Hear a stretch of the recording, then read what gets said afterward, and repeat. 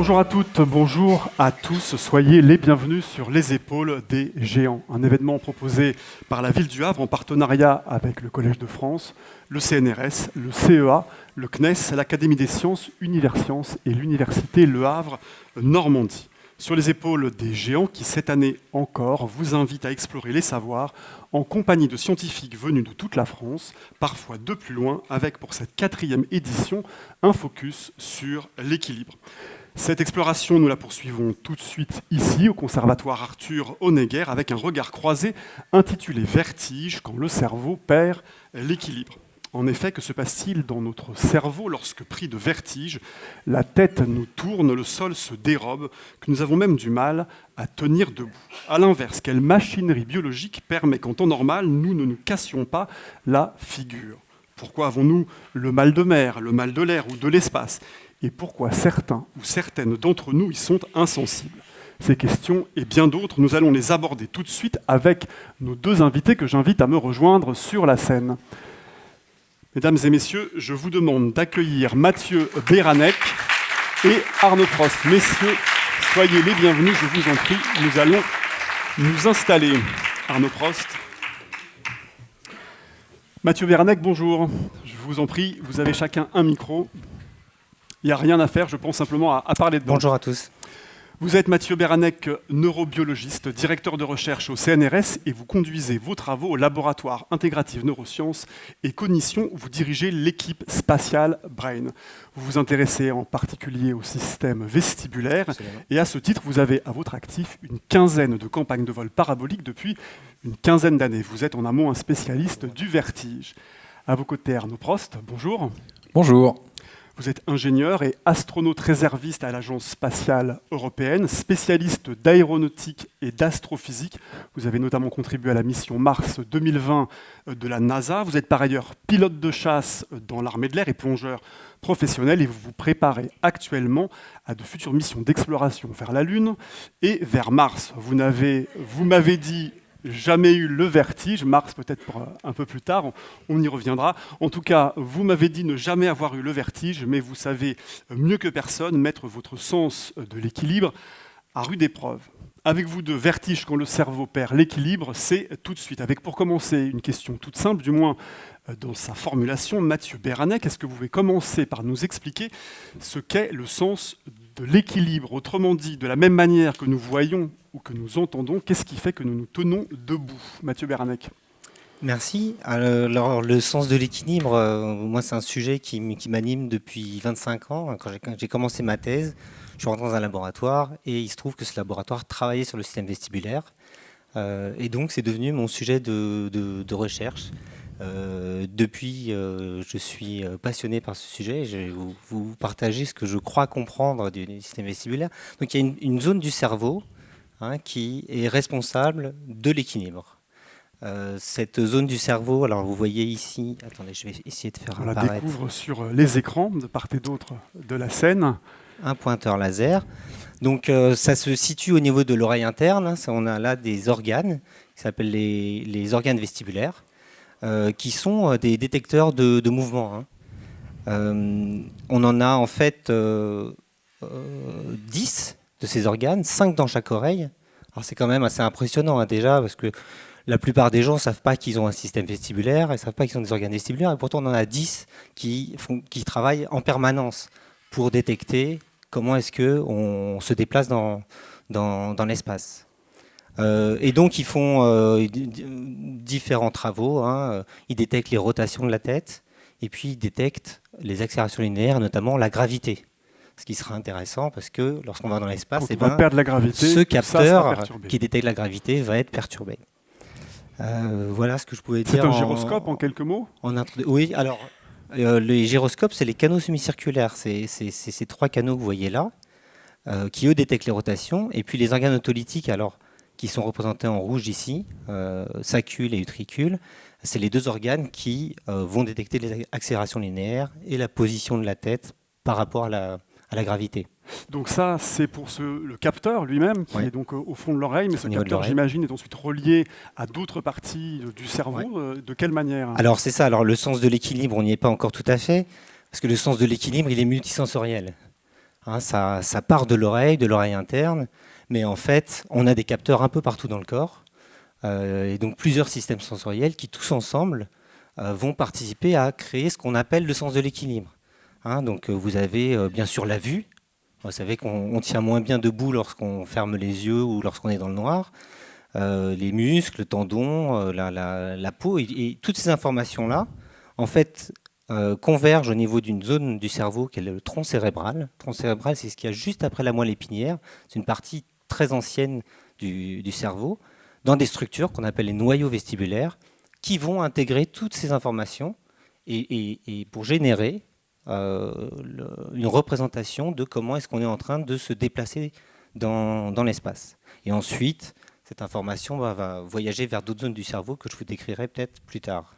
Alors, ce qui est en tout cas tout à fait frappant, c'est que ce sens de l'équilibre qui est absolument indispensable, sans lui on se casse tout simplement la figure, vous m'avez dit c'est un sens muet d'une certaine manière, un sens caché. Qu'est-ce que vous entendez par là? Parfois on parle du sixième sens pour le sens de l'équilibre. Hein, on a les cinq sens, on les connaît, on les apprend tout petits. Ces cinq sens, en fait, ça remonte à la Grèce. Hein, les Grecs anciens avaient identifié le fait qu'on peut dire je vois, on peut dire j'entends, on peut dire je sens.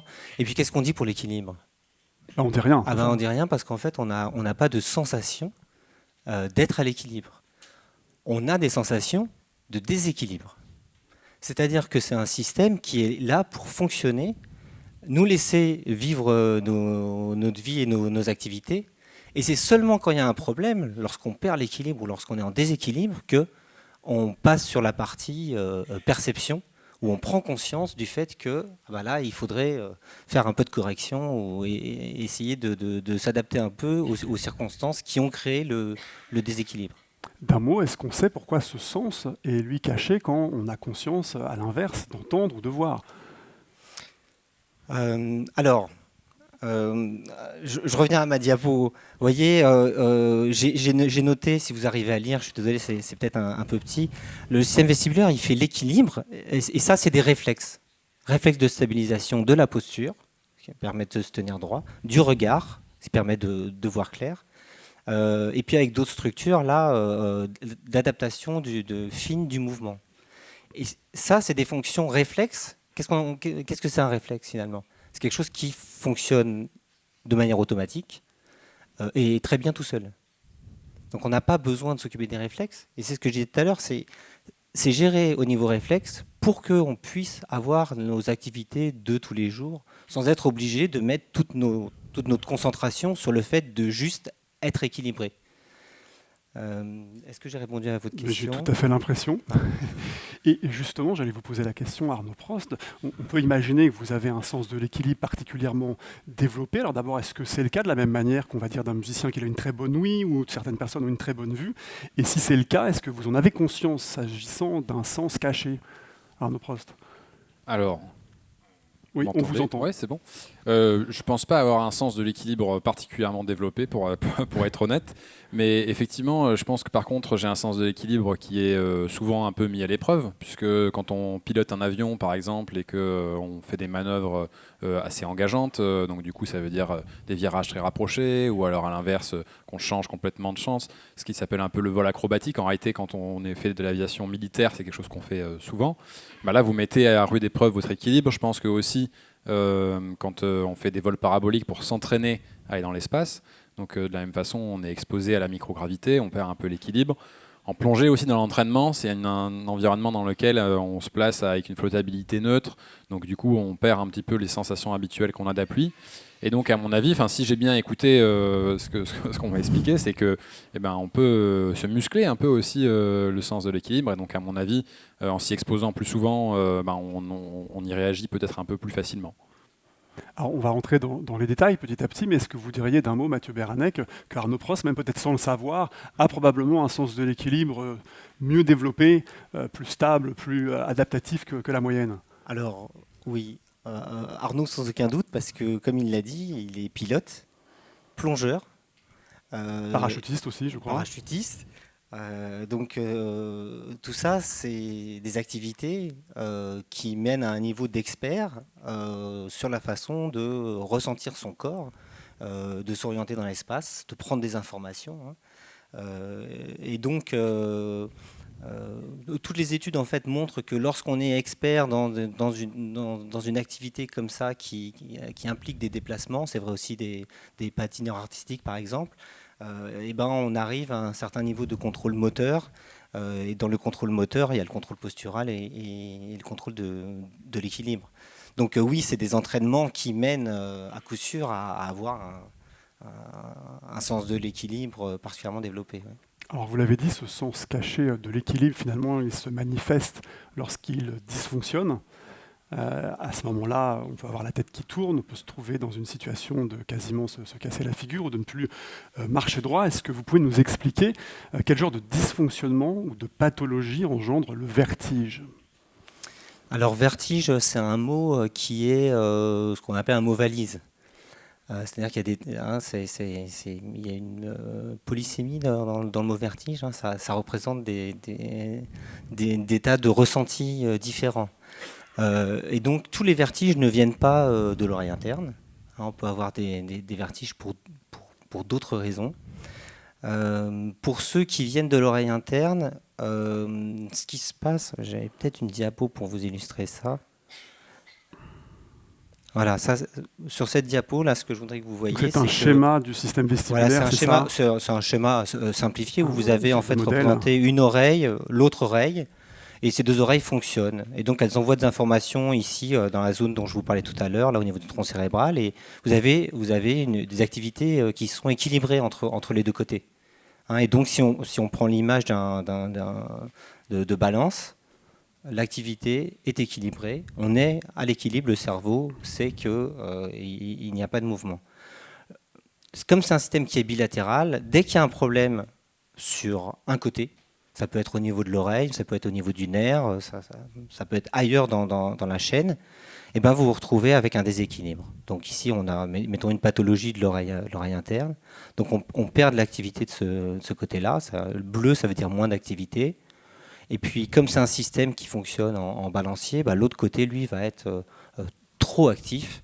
Et donc, vous arrivez à cette situation de déséquilibre où un côté prend le dessus sur l'autre. Et ça, pour le cerveau, c'est ce qui se passe lorsqu'on est en mouvement. Lorsqu'on tourne la tête de manière normale, un côté est activé, l'autre est inhibé. Et donc, le cerveau, en fait, a une illusion de mouvement.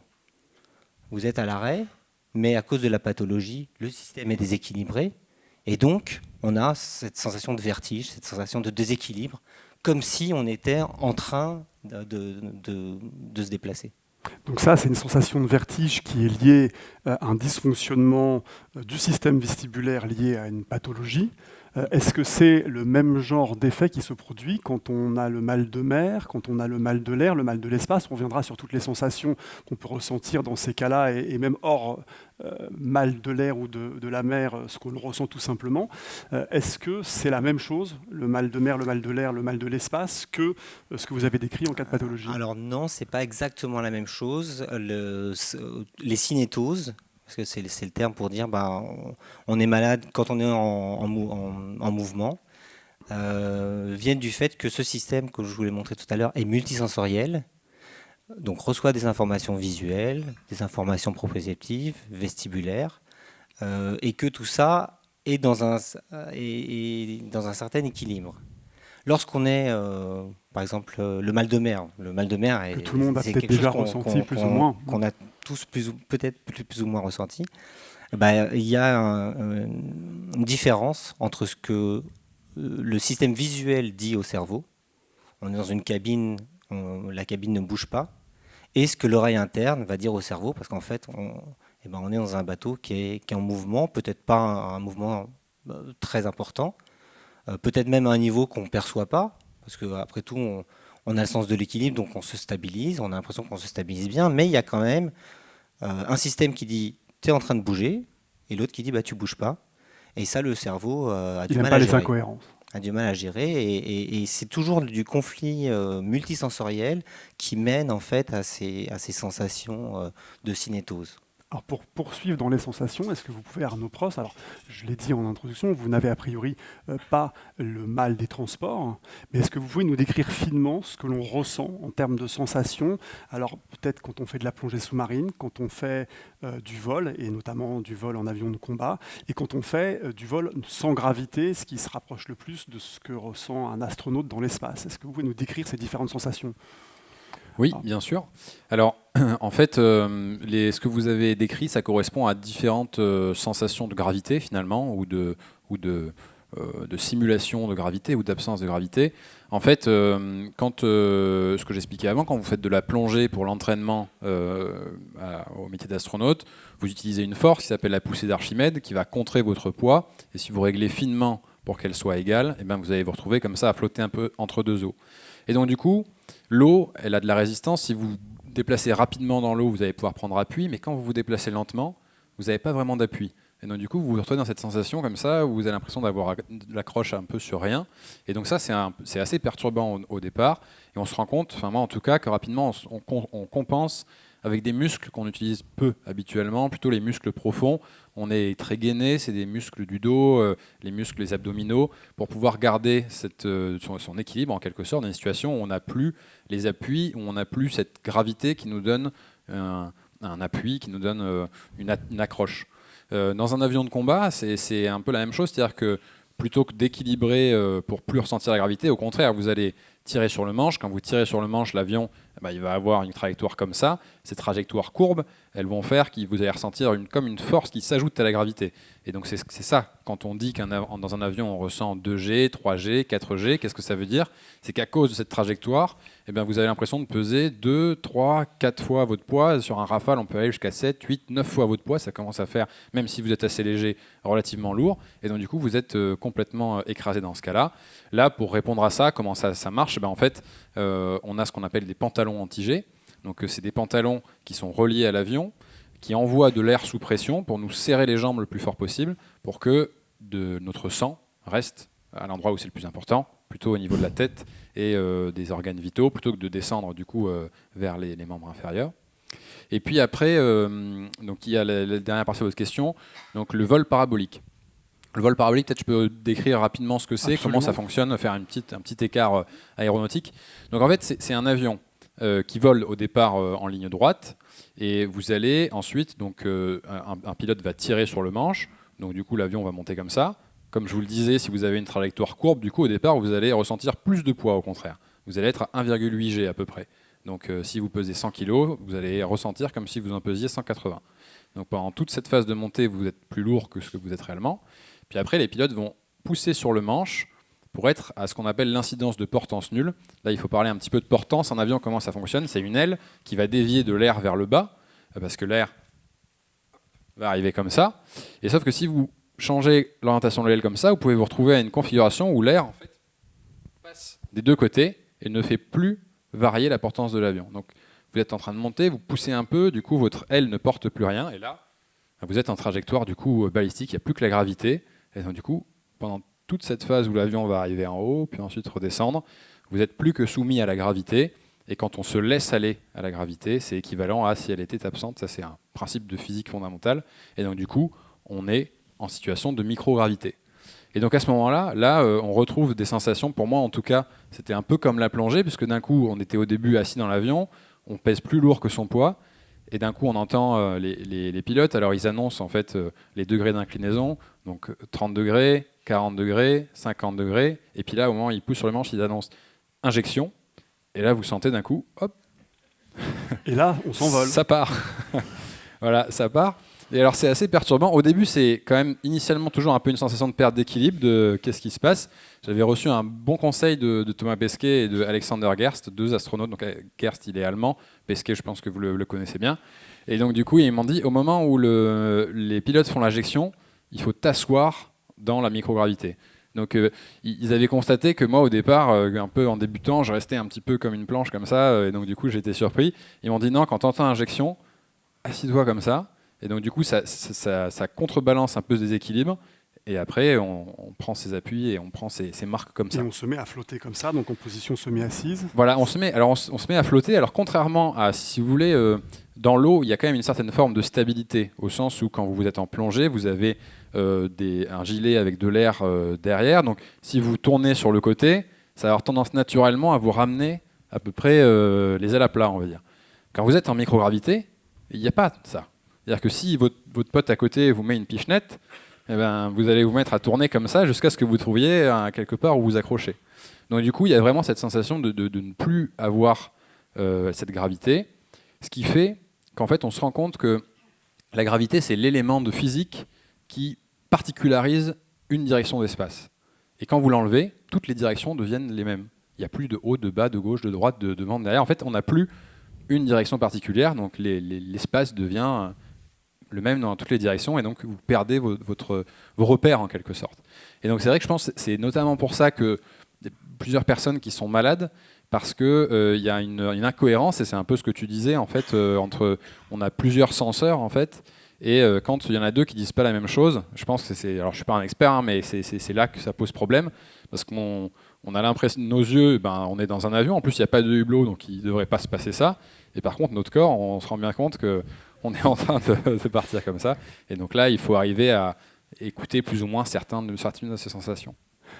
Au niveau du système vestibulaire, cette perte de la gravité, de quelle manière ça désorganise tout le système? Alors je vais vous montrer. Avant, je voudrais rebondir sur le vol parabolique. Alors, oui, parce que vous-même, vous avez moi aussi déjà... j'en ai fait. Moi aussi j'ai une première parabole. Et alors moi c'est pas Thomas Pesquet qui m'avait conseillé. C'était Patrice Seynaud, si jamais. Patrice Seynaud qui est un maître de conférence à l'université Paris-Cité, pour qui j'étais sujet en fait. J'étais son cobaye, voilà, en préparation de campagne d'expérience que moi-même j'allais faire voler. Et il m'avait dit, son conseil, ça avait été la première fois qu'on rentre en apesanteur, d'essayer d'être relâché. Il m'a dit parce que le réflexe qu'on a, comme c'est une chute libre, hein, et en fait, c'est de se contracter en se disant là, il se passe quelque chose, et puis on est une boule de volet. Il m'avait dit non, au contraire, il faut te laisser aller, et c'est en te relâchant que tu vas vraiment pouvoir ressentir ce que c'est que l'absence finalement de pesanteur. Voilà, c'était un bon conseil, ça a bien marché. Depuis chaque parabole, j'essaye de faire ça. Ça, c'est pour le témoignage. Ouais, pardon. Alors maintenant, je vous ai parlé d'équilibre jusqu'à présent, et maintenant, je voudrais vous parler d'une notion vers laquelle on va là, qui est en fait l'orientation spatiale. Hein, et il faut comprendre que tout ça, dans le cerveau, c'est géré par différentes zones, et c'est des informations. Avant tout, vous devez faire l'équilibre. Vous devez être en équilibre, avoir le sens de l'équilibre. Et à partir de l'équilibre, vous pouvez... Parce que l'équilibre, finalement, tu l'as très bien dit tout à l'heure, en plongée, on a besoin de se verrouiller, de ressentir l'ensemble de son corps pour prendre conscience de comment on est positionné. Juste soi avec soi-même. Et ensuite, l'orientation, c'est projeter ce soi dans un environnement. Hein, on est orienté lorsqu'on dit là je suis dans une pièce, de la lumière qui vient du haut, j'ai les pieds au sol. Hein, donc c'est en prenant des informations sur l'environnement. Ça c'est géré ailleurs dans le cerveau, donc c'est d'autres zones. Je vais vous montrer cette image. Vous voyez, là on est dans une situation ambiguë. Vous avez une petite fille là. Elle a besoin dans cette situation de décider où est le haut et où est le bas. Elle est dans une pièce inversée, hein, c'est ça. Ça semble trivial, mais en fait, elle est dans une maison qui a été construite à l'envers. Dans cette situation de conflit sensoriel, il faut prendre une décision, que le cerveau décide, que finalement, j'ai bien les pieds au sol, et pour résoudre ce conflit, on se sert de la gravité. C'est la gravité qui gagne, en fait, dans cette situation. Donc, en fait, elle a la perception vestibulaire de la gravité. Donc, ça lui permet de s'orienter dans l'espace en disant le bas est dans cette direction. Et finalement, le système visuel, là, est peut-être pas pertinent. Et alors, du coup, quand on perd la gravité, qu'est-ce qui permet au cerveau de se remettre d'aplomb, si j'ose dire? Il faut prendre des décisions Et ça, c'est pas facile. Et là, vous avez des images de spationautes. Et vous voyez, alors si on prend l'image du milieu, comment est-ce que vous décidez qui est en haut, qui est en bas? Hein. Et alors la situation de droite, c'est une situation dont on m'a dit que c'était assez perturbant en fait pour les spationautes de sortie spatiale, parce que on considère toujours que l'environnement dans lequel c'est le bas, et puis on sort et donc on se dit bah, j'ai les pieds au niveau de la navette, c'est ça mon sol, finalement c'est ça qui manque dans cet espace-là. Et les spationautes en sortant peuvent se retrouver avec la Terre au niveau du plafond, vous voyez. Est-ce que quand vous dites on prend une décision, vous voulez dire que le cerveau doit décider, même inconsciemment, Alors, de rétablir une alors, en fait, forme de gravité ou d'idée de la gravité? le cerveau, ce qu'il va sentir, c'est de la désorientation spatiale. L'impression, ça va être oula. Il y a quelque chose qui ne cadre pas. Et là, il y a une décision consciente de se dire bon, alors je fais de la prise d'information.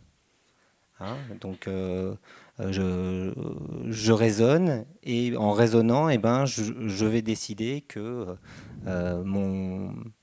ma référence va rester, je sais pas, au niveau des pieds. Arnaud Prost, est-ce que vous avez eu cette expérience en vol 0G, typiquement de vous dire consciemment, ok, je vais rétablir à ma façon où est le haut, où est le bas, je vais remettre de l'anisotropie dans l'espace, quoi. Oui, alors en fait, ça repose aussi sur une certaine forme de convention. On va se mettre d'accord pour que ça fonctionne correctement. Quand on fait des vols 0G là, pour l'entraînement, nos instructeurs ils faisaient exprès justement de nous désorienter. Donc pendant cette parabole, en nous faisant faire des tours sur le plafond dans un sens, puis dans l'autre, en nous faisant aller dans des sens différents, pour qu'effectivement, en fait, quand on est en train de marcher au plafond, dans ce qui était avant le plafond, et qu'on nous dit va à droite, ben, on a tendance à aller de l'autre côté, puis ensuite où est devant, où est derrière, bon, on peut se rendre compte que rapidement ça devient assez compliqué. Donc du coup, en fait, je pense que la clé là-dedans, c'est assez facile dans un avion parce qu'on arrive bien à identifier où était le plancher, où est le plafond, mais c'est quand même de tomber d'accord sur des conventions. Et sur la Station spatiale internationale, par exemple, il y a vraiment cette idée de, même si effectivement on n'a plus la gravité pour particulariser une direction, on va quand même plus ou moins dire que dans ce module, en tout cas, là c'est plus ou moins le bas, là c'est plus ou moins le haut, parce qu'on va installer des rails à un endroit pour y caler ses pieds, parce que dans l'interaction qu'on a avec l'environnement, on va le particulariser. Donc du coup, là, c'est comme ça, je pense que les astronautes peuvent résoudre le problème. Et après, pour l'autre image, je pense que c'est pas mal pour illustrer, celle de droite, la sortie extravéhiculaire. Ce que tu disais au départ, c'est qu'en fait, pour moi, en tout cas, le vertige, donc tu as dit qu'il y avait une polysémie, donc il y a plusieurs sens de ce mot. Pour moi, il y a deux sens de ce mot. Le vertige, c'est avoir des vertiges parfois quand justement le mal des transports. Donc effectivement, moi j'ai la chance, il y a une part de loterie aussi là-dedans, de ne pas avoir le mal des transports. Donc je n'ai pas ressenti de vertige de ce point de vue-là. Et après, par contre, il y a avoir le vertige, au sens où quelqu'un qui s'approche d'une falaise, ça fait bizarre, quoi. Et donc ça, je pense que moi aussi, j'ai quand même ça. Il y a une partie de... je sens quand même que mon cerveau est en train de me dire... là, mec, peut-être un pas, voilà, pas. Mais vous sautez pas dans les précipices. Voilà, c'est ça. Peut-être qu'un pas, ça suffit, quoi. Voilà. Et ça, je pense, c'est assez sain en fait. Il y a une part d'instinct de survie finalement. C'est notre corps, il interagit avec l'environnement. Quand il identifie un danger imminent, il nous passe des informations dans tous les canaux possibles pour pas qu'on prenne une mauvaise décision. Et je sais, alors moi, j'ai pas eu la chance d'en faire encore des sorties extravéhiculaires. Je suis pas encore allé dans l'espace. Mais pour en avoir parlé avec Thomas, avec d'autres astronautes français comme Philippe Perrin qui a fait beaucoup de sorties extravéhiculaires, la sortie extravéhiculaire, c'est le moment où même des astronautes les plus chevronnés qui sont aussi pilotes, qui donc ont pu avoir plein d'occasions de ressentir le vertige en regardant la falaise, c'est le moment où quand même là ils ressentent un petit peu ce côté ouais, je suis un peu au bord du gouffre, quoi. Voilà. En tout cas, alors, ce que je comprends, c'est qu'il y a une partie consciente, il y a cette partie conventionnelle, on rétablit le haut et le bas. Par ailleurs, le système vestibulaire, je crois, est assez plastique, il peut s'adapter. Comment cela se produit-il? Alors, soit à la suite d'une pathologie, ou bien pour s'adapter au mal de mer quand on l'a, ou peut-être même à l'espace quand on y va. Alors, effectivement, le système vestibulaire a cette particularité d'être multisensoriel, et donc le cerveau a finalement plein de leviers qu'il peut utiliser pour toujours revenir à une situation moins dérangeante, disons. Alors, c'est des cas très différents, hein. L'adaptation au mal de mer ou à une pathologie ou à l'espace, ce ne sera pas exactement, hein, bien sûr, le même type de mécanisme.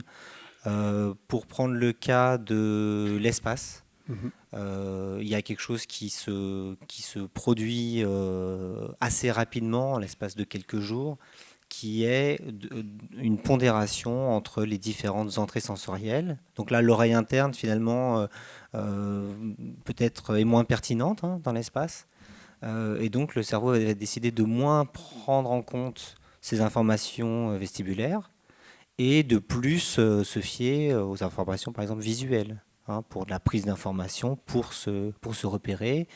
De la même manière, en fait, là je parle du système vestibulaire parce que j'aime le système vestibulaire, mais le système moteur est aussi modifié en apesanteur, hein, puisqu'on ne pèse plus le même poids, et donc le contrôle moteur, lorsqu'on veut juste bouger son bras, bah, on bouge son bras comme s'il y avait la gravité, comme s'il avait un certain poids, et en fait, c'est plus le cas. Donc, et ça, en fait, on s'adapte très vite. Il y a une partie tout à l'heure qu'on a vue brièvement sur le schéma qui est le cervelet, qui sert à ça, hein. Le cervelet reçoit des tas d'informations et fait de la calibration de ses réflexes.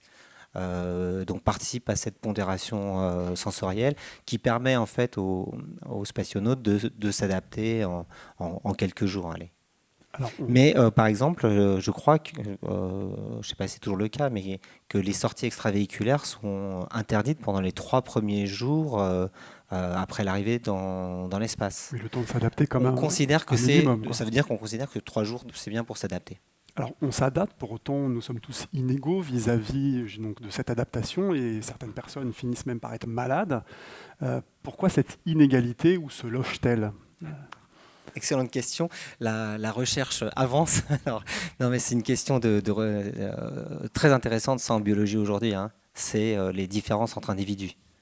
Hein, on est tous construits de la même manière, et pourtant, quand on teste les individus, on trouve des différences.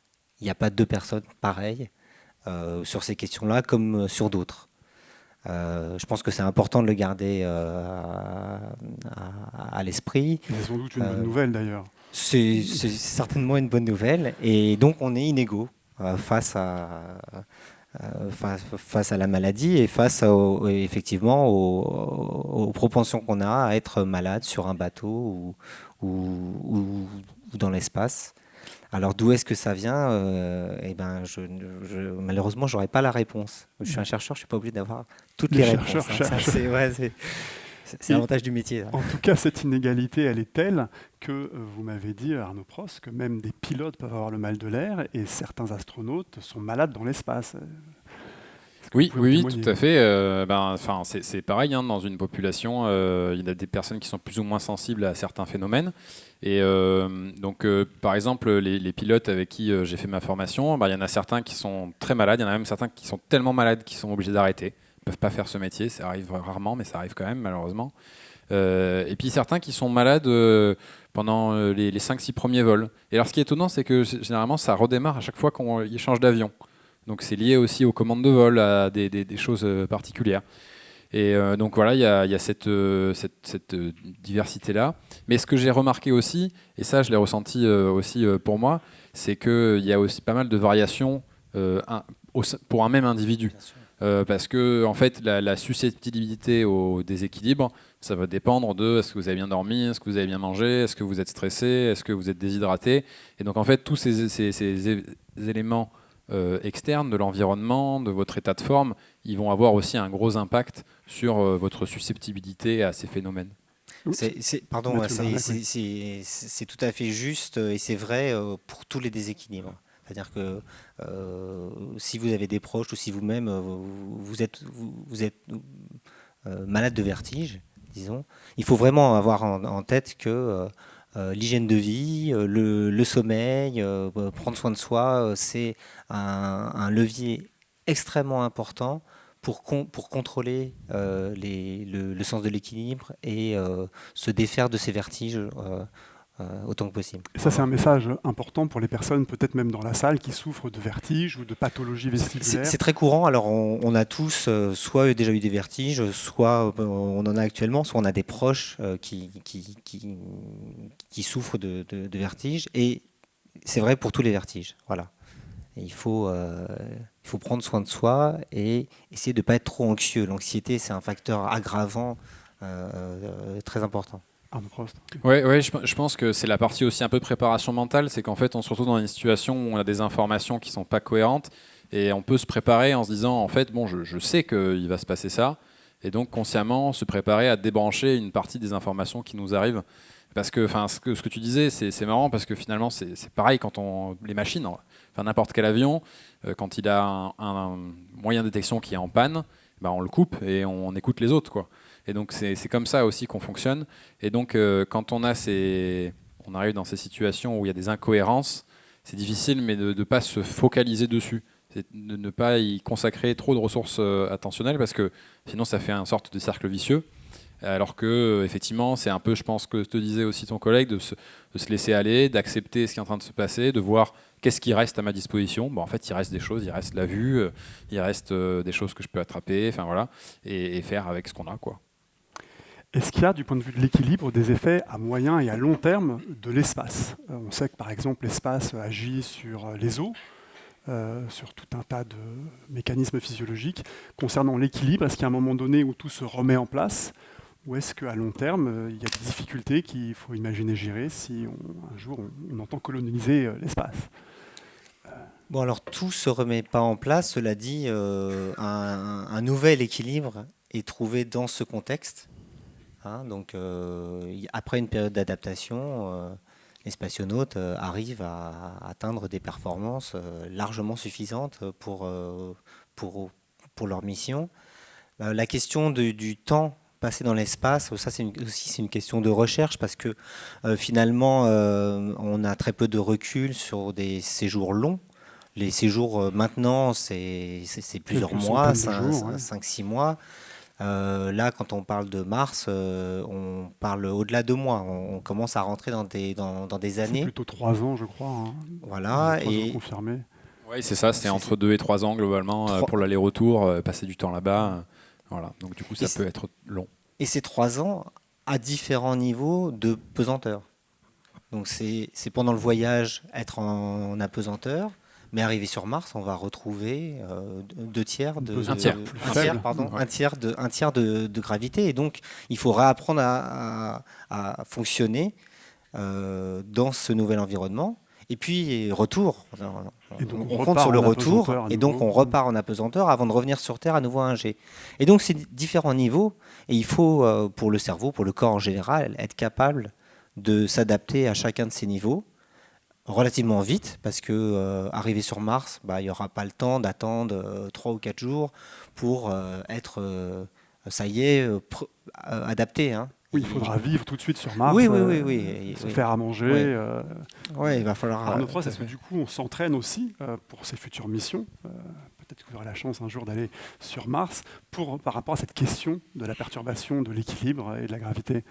Oui, alors en fait, une des contre-mesures principales, elle concerne les muscles, parce que donc, vous avez commencé à en parler. Aussi, ce que tu disais, c'est que finalement, l'équilibre, on maintient notre équilibre d'une façon active. Quand vous marchez, même là sur votre siège, d'une certaine façon, vous avez certains muscles qui sont contractés pour pas complètement vous laisser tomber dans un sens ou dans un autre.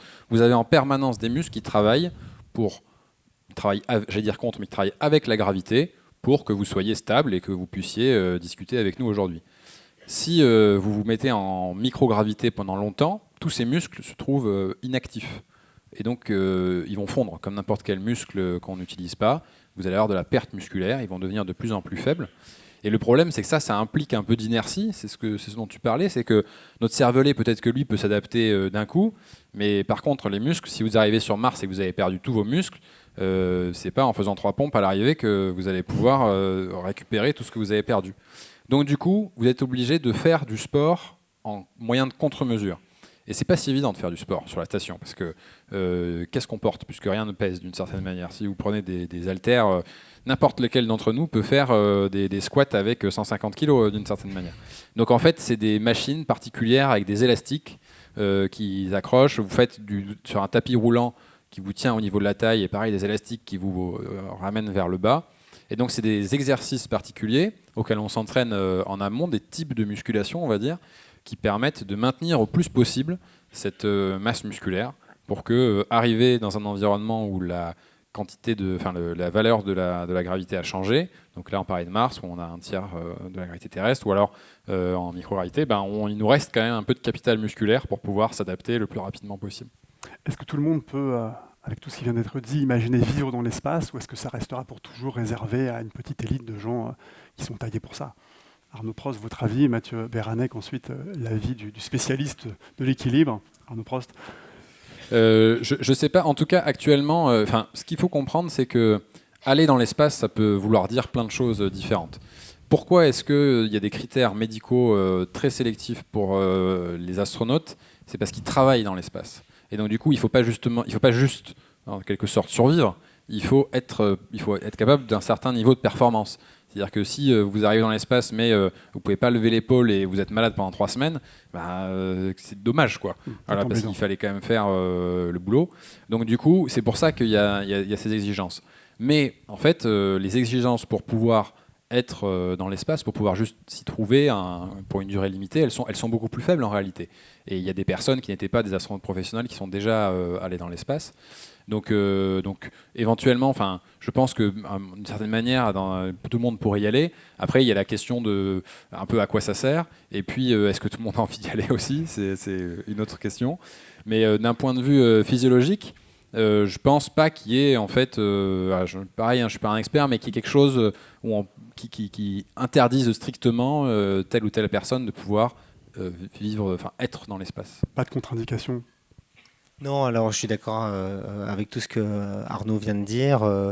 La question ne sera pas au niveau de l'équilibre ou des vertiges. Je pense que c'est des questions, l'accès à l'espace, plus d'ordre économique, philosophique. Pour réel. Et moi, lorsqu'on me posait la question, on vous pose toujours des questions lorsque vous êtes chercheur. Alors, lorsque j'ai dit, je travaille sur la neurophysiologie spatiale, souvent on me disait mais pourquoi faire? En fait, il ne faut pas aller dans l'espace. C'est une réponse comme une autre. Et alors, moi, de manière un peu provocative, je répondais, en fait, je fais de la santé publique du futur.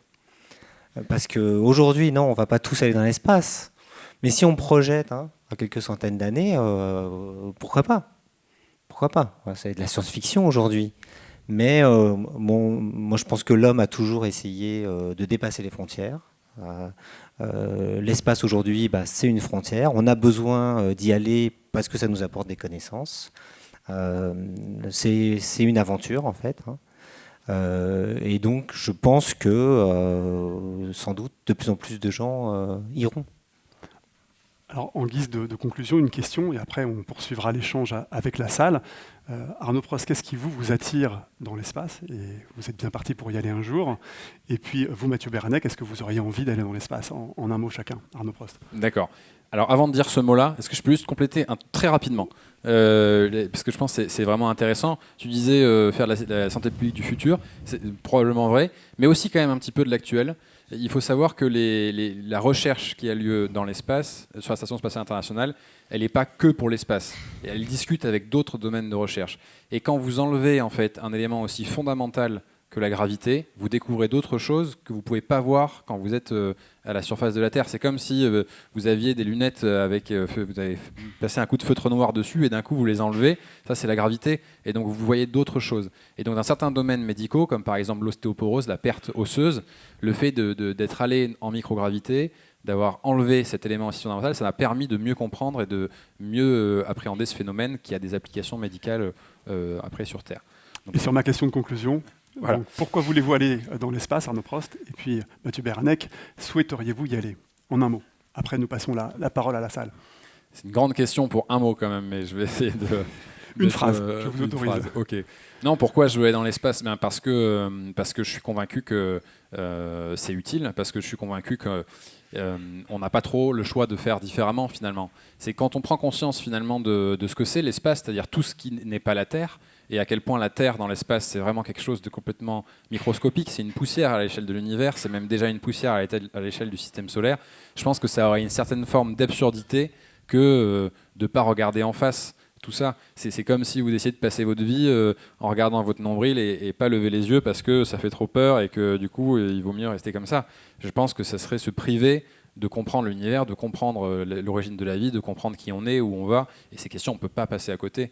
Voilà, donc c'est pour ça que je pense que explorer l'espace, c'est une responsabilité et c'est aussi une aventure formidable qui nous permet de faire des choses ensemble à l'échelle de la planète, qui nous permet d'avoir un autre regard sur la planète, qui nous permet de découvrir de nouvelles technologies. Donc beaucoup de bons arguments en faveur de cette exploration. Mathieu Beranek, vous iriez avec Arnaud Prost, là aussi en un mot. Alors, je vais utiliser une diapo si vous voulez bien pour cette conclusion. Alors, est-ce que moi je veux aller dans l'espace ? Non, merci. Je fais du vol parabolique, c'est déjà pas mal. À mon niveau, je suis content de ressentir la pesanteur comme ça. Je vous ai mis cette diapo pour vous montrer que on travaille avec les spationautes. Là, vous avez en bas à droite mon collègue Michele Tagliabue, qui est ingénieur de recherche à UPCT, qui fait, lui, toutes ces expériences au sein de l'équipe. Et vous voyez, il travaille là avec Thomas Pesquet en préparation de la première mission. Et donc, je suis très content qu'on ait des gens comme Arnaud qui vont faire de la science dans l'espace pour nous. Ça nous permet de pas y aller et d'avoir quand même des bons résultats. Peut-être que Arnaud ira dans l'espace pour vous. Et alors, un dernier mot aussi par rapport à ce que Arnaud a dit. Oui, c'est, alors, effectivement, là, je vous montre le spatial. C'est chouette de travailler dans l'espace. Mais le CNES a cette phrase de l'espace national d'études spatiales pour la Terre, et tout ça retombe sur Terre. L'expérience que Thomas Pesquet effectue, là, on est dans la fin des années 2010. Aujourd'hui, on l'a fait à l'hôpital Necker enfants malades. On a adapté en fait ces protocoles pour faire des tests avec des enfants et des adolescents qui ont des pathologies vestibulaires. Donc vous voyez que ce qu'on a développé au départ pour l'espace, pour les spationautes, nous pour comprendre le cerveau, disons, on l'applique ensuite dans les services hospitaliers pour des questions de santé publique. Mesdames et messieurs, Mathieu Beranek, Arnaud Prost, vous pouvez les applaudir. Et je vous propose maintenant de poursuivre cet échange avec vos questions. Des micros circulent dans la salle. N'hésitez pas à vous manifester pour poser vos questions à nos invités. Y a-t-il des questions dans la salle ? Profitez-en, Arnaud Prost et Mathieu Beranek sont là pour répondre. Il y a une question au premier rang, monsieur, et ensuite, je crois, voilà, monsieur au milieu. Ou monsieur au milieu d'abord, puis monsieur au premier rang après. Nous vous écoutons. Bonjour et merci pour vos exposés. Je vais revenir sur le vol zéro gravité. Vous avez dit tout à l'heure que vous aviez quand même la référence de la cabine de l'avion. Que se passe-t-il si on vous bande les yeux, par exemple ? Et une deuxième question, que se passe-t-il aussi dans les effets des casques de réalité virtuelle ? Voilà. Arnaud Prost. Alors, c'est une super question. En l'occurrence, sur mon premier vol parabolique, il y avait une équipe scientifique qui travaillait exactement sur ce sujet-là. C'est-à-dire qu'il y avait... Alors, j'avais la chance, je n'étais pas cobaye sur cette expérience-là, mais du coup, quelqu'un qui était sur un espèce de tourniquet. Alors, ils avaient réduit ça à une dimension, c'est-à-dire qu'ils ne bandaient pas les yeux de la personne en la laissant aller dans tous les sens, mais il y avait quand même de la microgravité. Ils pouvaient tourner dans un seul sens avec des yeux bandés, en même temps un électroencéphalogramme pour essayer de comprendre la différence que ça fait au niveau du cerveau. Donc, c'est étudié. Moi, ce que je peux vous dire, sur mon dernier vol, on ne m'a pas bandé les yeux, mais Alexander Gerst, l'astronaute allemand, il y avait une parabole, j'avais fini tous les exercices, il m'a dit « Ah ben tiens, t'as rien à faire, viens ». Donc je me suis dit « D'accord ». Et donc il m'a dit « je vais te mettre dans une situation de désorientation ». Et donc en fait, je me suis mis en quelque sorte en boule sur une parabole, et là donc il a pris par le col, et il m'a fait tourner comme ça sur moi-même, vraiment très vite. Donc c'était équivalent à ce que finalement ne plus avoir les yeux bandés, parce que tout bougeait tellement vite que je voyais absolument rien. Et en fait, là, pour moi, c'était vraiment un peu, ça rejoint ce que tu disais tout à l'heure. En fait, il faut accepter la situation. Et il ne faut pas essayer de s'accrocher à quelque chose, parce que sinon, effectivement, ça devient vite très, très compliqué. Donc ça, c'était pour la première question. Je pense que tu pourras probablement compléter. Et la deuxième question, c'était le casque de réalité virtuelle. Et le casque de réalité virtuelle. Oui. Alors ça, c'est partie de l'entraînement aussi qu'on fait à l'Agence spatiale européenne, à Cologne. On fait des entraînements en sortie extravéhiculaire avec un casque de réalité virtuelle. Moi, je ne l'ai pas encore fait. Je le fais la semaine prochaine. Donc c'est mauvais timing. Mais un certain nombre de mes collègues y sont passés et effectivement, il y en a qui ont été malades. Donc, il y a un phénomène similaire. Mathieu Béranec sur les yeux bandés. Sur les yeux fermés, alors moi, je fais pas beaucoup de vols paraboliques, je le fais depuis longtemps, mais je fais à chaque fois les premières campagnes lorsqu'on a une nouvelle expérience et on utilise des casques de réalité virtuelle. Et donc je me suis retrouvé avec un casque de réalité virtuelle dans cette situation. Bon, moi j'aime pas ça. Il y a un moment où trop de conflits, ça commence à me poser un peu problème. Mais je dois ajouter que moi j'ai un ressenti en vol parabolique qui est de la désorientation spatiale, même quand on me laisse voir la cabine. Donc en fait, moi, il m'est arrivé de ressentir des changements de plan, comme si d'une seconde à l'autre, au moment où je passais en apesanteur, l'avion s'était retourné comme si on avait la tête à l'envers. Mais visuellement, je vois que rien n'a bougé dans la cabine. Mais le ressenti, pour moi, c'est l'illusion d'inversion. Et j'ai aussi eu cette sensation avec des changements de plan, c'est-à-dire l'impression que finalement l'avion était passé, vous voyez, d'un coup comme ça, et puis clac à nouveau, puis clac de l'autre côté. Donc ça, c'est très déstabilisant. Voilà, ça m'arrive pas à chaque parabole, heureusement, mais quand ça m'arrive, je peux vous dire que je suis désorienté. Il y a une question au premier rang, monsieur, nous vous écoutons. Oui, moi je m'interroge sur l'apprentissage en fait du cerveau au cours de la vie, de l'enfance. En fait, on apprend à mieux gérer son équilibre au fur et à mesure de la vie. Et ce qui fait aussi que comment est-ce qu'on sait, un phénomène extérieur, on voit que quelqu'un va tomber par exemple, on sait que la personne va tomber, ou quand on regarde par exemple l'image du festival, on se dit que les objets devraient tomber là, ou les gens en haut devraient tomber. Mais ça c'est mon expérience personnelle qui me fait le dire. Comment ça se passe biologiquement, l'apprentissage ? C'est une question compliquée, mais en fait, le cerveau a ce que nous on appelle des modèles internes. C'est-à-dire que le cerveau, c'est un organe qui apprend à faire le lien entre des éléments. Plus le cerveau voit quelque chose, plus il trouve ça normal, jusqu'à ne plus s'en servir. Si je prends l'exemple pour vous faire comprendre ce que je veux dire par modèle interne, on a la gravité. Toute notre vie, on interagit avec les autres, avec les objets qui ont un poids, et donc on apprend à faire ces mouvements dans cet environnement gravitaire. Lorsque les spationautes vont dans l'espace, ces relations entre objets et mouvements sont complètement changées. Et pourtant, pendant plusieurs jours, voire semaines, le modèle qui est utilisé par le cerveau est toujours celui d'être dans un environnement gravitaire. Alors c'est des expériences qui avaient été faites par un de mes collègues, Joe McIntyre, en fait, si vous avez, ou bien Patrice Seno qui a travaillé là-dessus, si vous voyez une balle tomber ou une balle monter, si elle tombe, elle va être accélérée. Si elle monte, elle va être ralentie. Et si vous faites cette expérience dans l'espace avec des spationautes, pendant plusieurs jours, ils continuent à considérer qu'une balle, si elle arrive d'en haut, c'est-à-dire le haut étant par au-dessus, elle va être accélérée. Vous voyez, ça c'est le modèle interne de comment le cerveau fait pour fonctionner dans un environnement donné. Et donc de la même manière, lorsqu'on voit quelqu'un, c'est des choses qu'on a inférées, on a appris que ça marche comme ça. Et on peut toujours apprendre que ça va fonctionner différemment, mais plus on a été exposé longtemps, plus ça va prendre du temps pour s'adapter à ces nouvelles conditions. Et donc l'apprentissage, c'est le façonnage de ce que vous appelez un modèle interne ? Oui, on pourrait dire ça, oui, tout à fait. Oui. Je sais que les astronautes, au cours de leur séjour sur la station, il y a d'autres modèles internes qui sont perturbés, par exemple, ce qui vous permet de saisir un objet avec la bonne force. En fait, là, quand vous voyez un objet sur la table, vous allez, là, je dimensionne mes muscles de l'épaule, des bras pour porter ça, et je ne vais pas faire la même chose parce que ça, je sais que c'est quand même beaucoup plus léger. Mais donc, mon interaction avec ces deux objets, elle est intimement liée à mon interprétation de la gravité, de ce que je sais qu'ils vont peser. Et en fait, sur la station, du coup, tous les objets sont à peu près équivalents.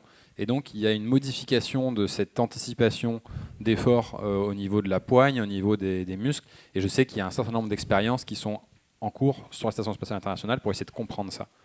C'est GRIP et GRASP auxquels participe Joe McIntyre, justement. Y a-t-il d'autres questions dans la salle? Il nous reste quelques minutes pour éventuellement prendre une question supplémentaire. Madame, ici au 3e rang. Oui, moi, c'est une question pratique. Vous avez expliqué au début le lien entre le fonctionnement des oreilles et l'équilibre. Que doit-on faire quand on a un déficit d'une oreille ou des deux pour travailler notre équilibre? Mathieu Béranec, peut-être. Bon, alors ça, c'est... donc il y a deux choses que je voudrais dire. D'abord, il faut bouger. C'est pas facile lorsqu'on a des vertiges ou une dysfonction de l'oreille interne, parce qu'on sent un déséquilibre et donc le réflexe, hein, c'est de dire bah non, mais moi je veux pas prendre le risque de la chute et donc je vais éviter de sortir, je vais pas prendre la voiture. Voilà, on évite le mouvement et il faut essayer de ne pas tomber dans ce piège-là, parce que le cerveau, pour apprendre à fonctionner avec les informations dont il dispose, même si elles sont imparfaites dans le cas d'une pathologie vestibulaire, a besoin d'être exposé encore et encore à cette situation. Ensuite, il faut faire de la kiné vestibulaire. Hein. Il y a des kinésithérapeutes qui sont spécialisés pour le système vestibulaire et vraiment leur expertise, c'est d'inciter les gens à bouger. Donc dans les cabinets, ils leur font faire des tests multisensoriels pour justement que le cerveau apprenne cette nouvelle correspondance entre ce que je vais revoir, sentir au niveau musculaire par rapport à ce que mon oreille interne va me donner comme information. Et donc il faut essayer de réduire son anxiété. Et c'est pas facile lorsqu'on est pris de vertige, mais c'est essentiel. Finalement, continuer à se déplacer dans la vie de tous les jours et faire appel à un professionnel qui pourra encadrer en fonction de la pathologie pour essayer d'avoir la meilleure rééducation possible.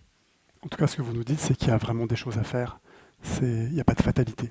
Ah non, je ne crois pas à la fatalité. Arnaud Prost, peut-être en mot de conclusion, quelques trucs d'astronautes ou d'aspirants astronautes. Non, j'ai pas vraiment de trucs. Et puis bon, ça serait présomptueux. Moi, j'ai la chance justement de pas trop avoir de vertige, mais je pense que voilà, enfin là, c'est des bons conseils aussi. Essayer il y a dans plein d'autres problèmes dans la vie, quand c'est possible, de se confronter un peu, même si c'est pas évident, et puis ensuite de se faire accompagner par quelqu'un dont c'est le métier. Voilà, je pense que ça me paraît être de bons conseils. En tout cas, c'est ce que je ferais si j'étais dans cette situation. Et ça sera le mot de la fin. Mesdames et messieurs, Mathieu Béranec, neurobiologiste, et Arnaud Prost, astronaute réserviste. Merci, messieurs, d'avoir été avec nous pour cet échange passionnant.